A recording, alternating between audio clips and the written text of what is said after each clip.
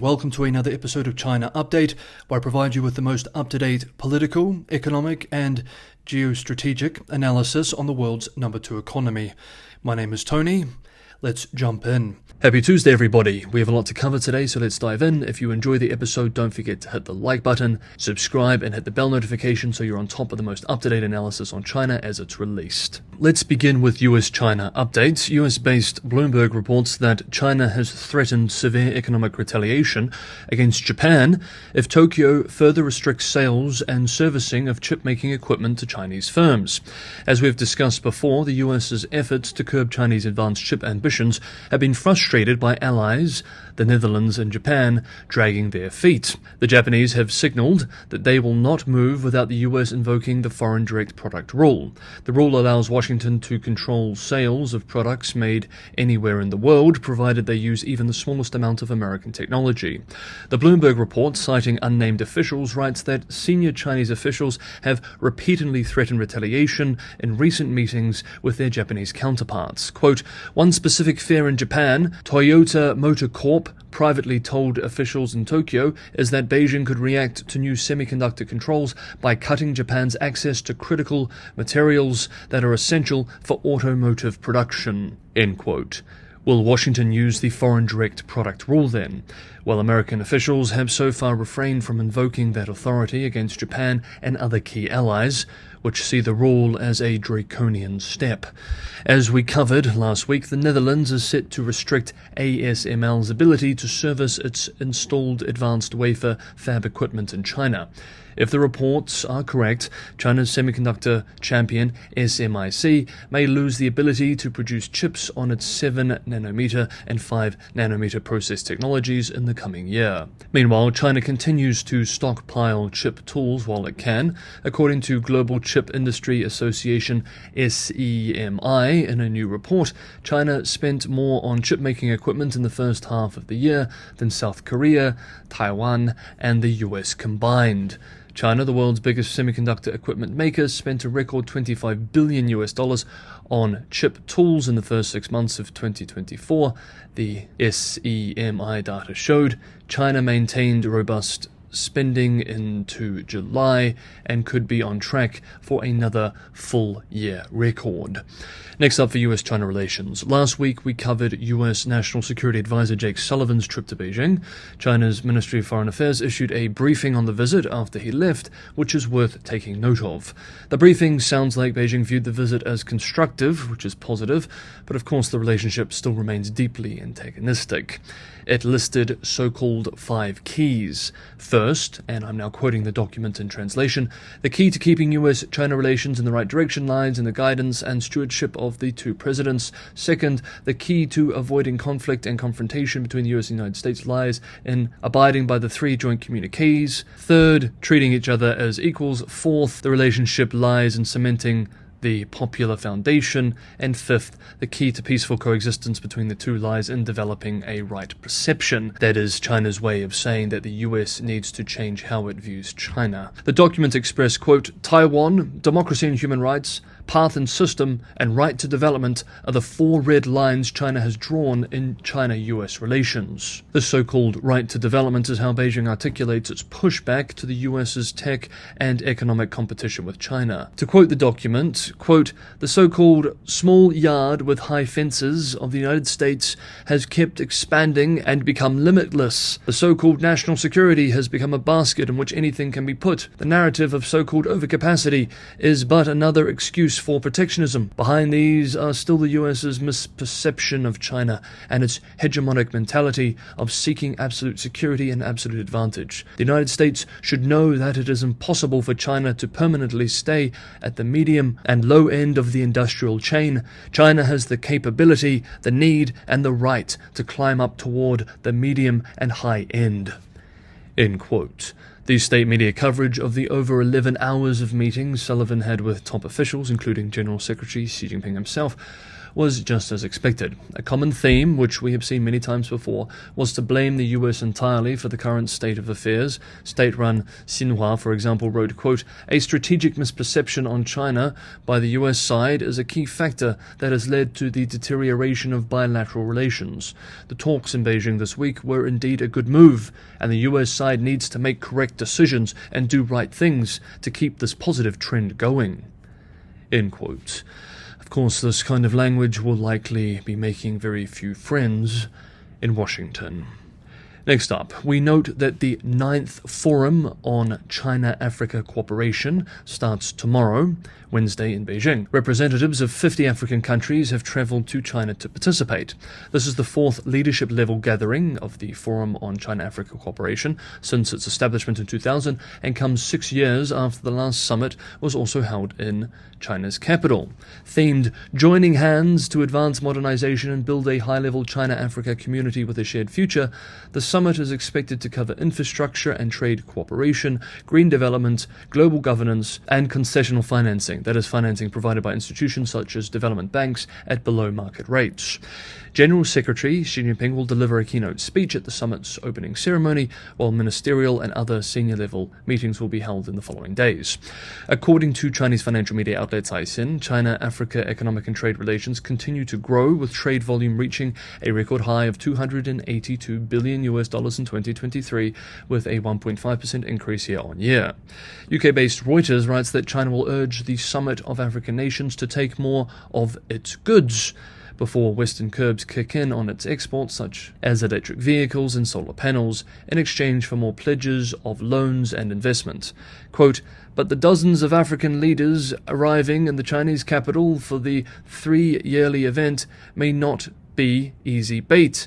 They will want to hear how China plans to meet an unfulfilled pledge from the previous summit in 2021 to buy $300 billion of their goods." End quote. Indeed, speaking to reporters over the weekend, the president of South Africa expressed, quote, "As South Africa, we would like to narrow the trade deficit and address the structure of our trade." End quote. Loans are a point of contention too. New research by Boston University's Global Development Policy Center shows that Chinese lending to Africa rose for the first time in years in 2023, but the $4.61 billion loaned last year is still far less than China's commitments to the continent pre-pandemic. In the early days of the Belt and Road Initiative, China's loans to Africa surpassed $10 billion each year. That lending dropped sharply at the beginning of COVID-19 and stayed low as China experienced its own economic slowdown, tightening fiscal pressures, and borrowers experienced their own debt repayment issues. China's top 5 loan recipients between 2000 to 2023 were Angola, Ethiopia, Egypt, Nigeria, and Kenya. Substack writer Soapbox, one word, makes an interesting point on the nature of African trade with China too. While China often boasts that it is a great big market for the global south, actually the EU trade with Africa surpasses that of the next 3 largest partners combined, including China in second place. Furthermore, Africa enjoys a trade surplus with the EU while facing a $45 billion deficit with China. Soapbox writes, quote, "China's narrative about its role in Africa misrepresents the actual dynamics of EU-Africa trade relations. To address this misrepresentation, more voices are needed." End quote. We have one more update to cover, but first we move to sponsored content. Sponsored features are limited to just a few a month to ensure the channel is financially sustainable while ensuring that the viewer experience is not disrupted too much. If you'd like to know how I work with sponsors, this is in the description below. We are certainly living in interesting times. The situation in the East and South China Seas continues to intensify. Washington and Beijing move closer to a new Cold War. Moscow's war in Ukraine continues to rage on, and of course there is the Middle East. As we have seen this year, both Chinese households and the central bank have turned to buying gold. According to the World Gold Council, a quarter of central banks intend to follow suit amid increasing pessimism towards the future role of the US dollar. At uncertain and unstable times like this, it is gold that smart money turns to, and with gold at all-time highs, more than double the 2018 low, it has entered a bull market. Indeed, Bank of America predicts gold will hit $3,000 by the end of 2025. And that is exactly the reason why today's video sponsor, Gold Mining Inc., is an incredible opportunity during this historic time. Gold Mining Inc., which is trading on the New York Stock Exchange with the ticker symbol GLDG, is trading near a 5-year low too, while the GDXJ index it is part of is at a 52-week high. Gold Mining Inc. boasts a unique combination of sizable resources and equity portfolio strength, as well as an impressive management team, with their co-chairman, the ex-CEO of the world's largest gold company, and each major leader with decades of experience in the industry. But what really stands out about Gold Mining Inc. from an investment perspective is undervaluation. Massive undervaluation. The market cap of Gold Mining Inc. today is $153 million with no debt and $12 million in cash. When the company originally acquired their dozen gold projects, the combined market cap of the companies that held them at their peak was 850 million Canadian dollars. That was back in 2011. Same gold projects, 850 million in 2011. And only $153 million in 2024. Gold Mining Inc. owns a total of 11 projects containing 12.5 million ounces of gold equivalent resources in the measured and indicated category, and an additional 9.7 million ounces of gold equivalent resources in the inferred category.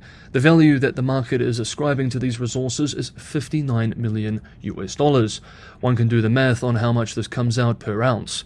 There is a lot of value to be unlocked by the management team. A shareholder of Gold Mining Inc. at today's price is getting the company at its 5-year lows and indirectly enjoys exposure to gold in what looks to be a gold bull market, right before the Federal Reserve rate cutting policy is slated to begin. The upside potential is clear if the management is able to unlock the value of its resource portfolio. Like many resource companies, this is a moderate risk, high reward, speculative opportunity for investors looking for that kind of play in their portfolio, and is worth looking into. We remember that all investment involves risk. This sponsored feature is not individual investment advice. Always speak to an investment professional and do your own due diligence before making any investment decision. A big thank you to Gold Mining Inc. for sponsoring this episode of China Update. Next up, and finally for today, last week the 53rd Pacific Islands Forum was held in Tonga to discuss the most pressing issues in the region. At its conclusion, the meeting published an official communique. However, this disappeared from the website only to reappear later with language removed. The reissued new version of the communique removed the following section. Quote, "Relations with Taiwan, Republic of China. Leaders reaffirmed the 1992 Leaders' Decision on Relations with Taiwan, Republic of China." End quote. It's reported that the language, which has been in previous communiques, was removed after complaints by the PRC Special Envoy for the Pacific, Tianbo. Japanese financial media outlet Nikkei Asia writes that after a news conference, quote, "Nikkei Asia witnessed a visibly angry Tian confront Waka, the former president of Nauru, and called the statement unacceptable. Tian then spoke with Solomon Islands foreign minister. The Chinese envoy then spoke to journalists outside. Taiwan is part of China. Taiwan is not a dialogue partner of the PIF. So China has the representation on behalf of the whole China, including Taiwan and the mainland," Tian said. Asked about the clause related to Taiwan, he said it must be a mistake, as 15 of the 18 PIF members have categorically stated that they abide by the One China principle, end quote. Cook Islands Premier Mark Brown is soon after recorded telling Tianbo, quote, "We'll remove it. I'll talk to you about it later," end quote.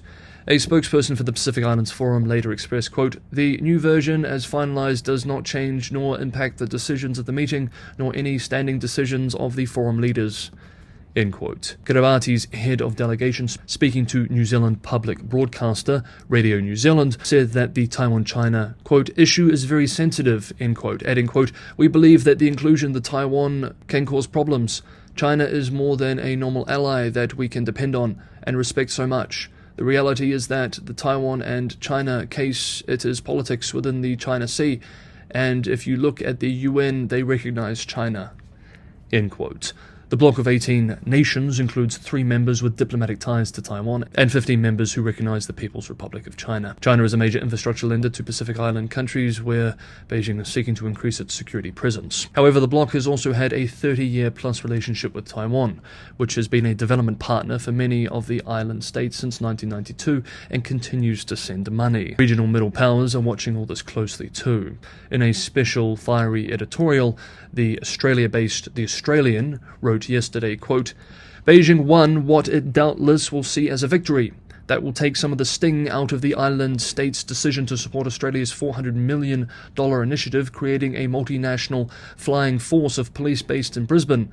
The initiative outflanks Beijing's similar self-serving attempt to inject its police, run by the notorious Ministry of State Security, into the region's law and order services, especially in the servile Solomons. With its customary hypocrisy, China's state-run Global Times has denounced that initiative as violating general principles of international relations. Next year's PIF summit will be in the Solomon Islands, and there is little doubt Beijing will be seeking to exploit its influence over its bootlicker-in-chief in the Pacific to the full. More broadly, however, there is little love for Beijing around the Pacific region, especially its aggression and its determination to use Solomon Islands to further its interests. End quote. Okay, that is today's episode of China Update. Thank you so much, everybody, for watching. Have a good Tuesday, and I will see you all tomorrow.